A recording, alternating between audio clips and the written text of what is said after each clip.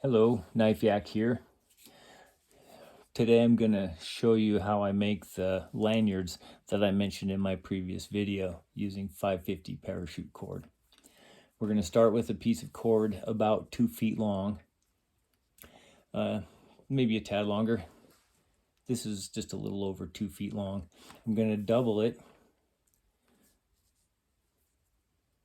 to form a loop, which I will then insert through. I usually start on the clip side of the knife. This is a Spyderco Military 2. I'm going to poke the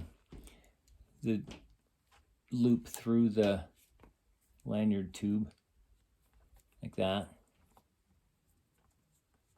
And then these 2 strands come up around and through the loop. And I can just kind of snug that tight like that. And now I'm going to start making my snake knots. As you can see, there are 2 strands. I'm going to start with the strand on top, and I'm going to bring it around the other strand and make a loop like that. And then while I hold that loop in place with my thumb, I'm going to take which is the strand that is now the lower strand, and it's going to go around the upper strand and around from behind, and then up through that loop at the bottom. And that gives me this sort of a figure 8 kind of a shape. If you can see that, I don't know.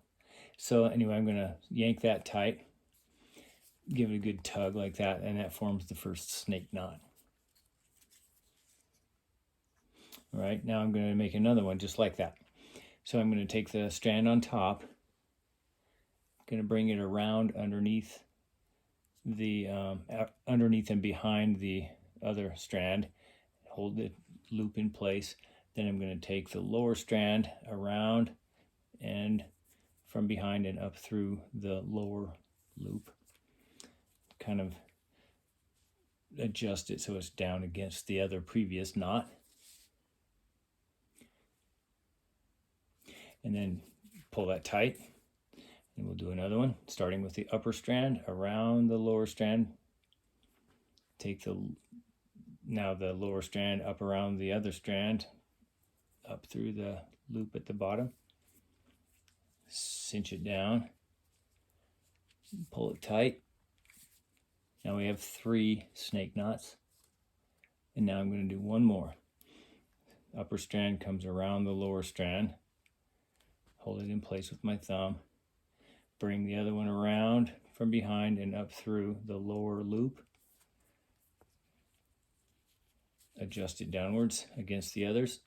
And now I have 4 of those snake knots. 4 is just the right amount for my purposes, given the length that I want the lanyard to be when I'm done.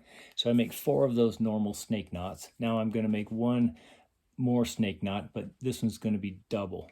So I make it the same way. Top one goes around the bottom one, and the other one comes up around, behind, up through the hole.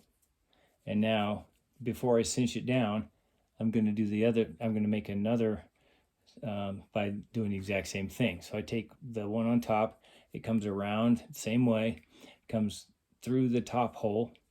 So now there's 2 strands coming through the top hole.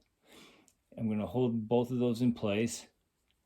I'm going to come around with the lower one, following the path of the other. It goes around the other strand, and then I bring this end up through both of those loops that we now have there, and kind of holding this in place as I cinch it down, just kind of tug on it. I have to maybe adjust. There's this little piece here that's kind of needs to be tightened up.